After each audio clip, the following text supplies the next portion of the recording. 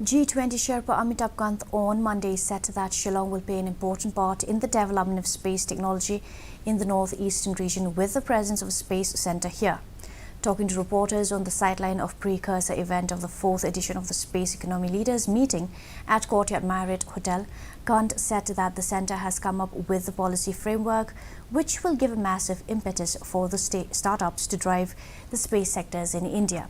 According to him, 500 startups have registered in the space sector, adding that they are ready to give full support to allow the Indian startups to lead the space sector in the country.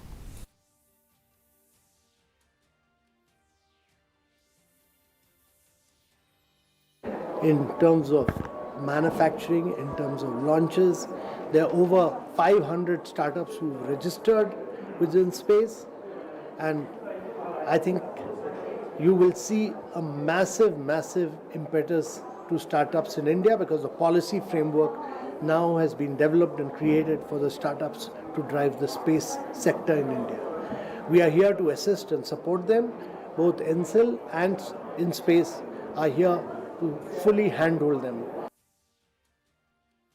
Meghalaya Chief Minister Conrad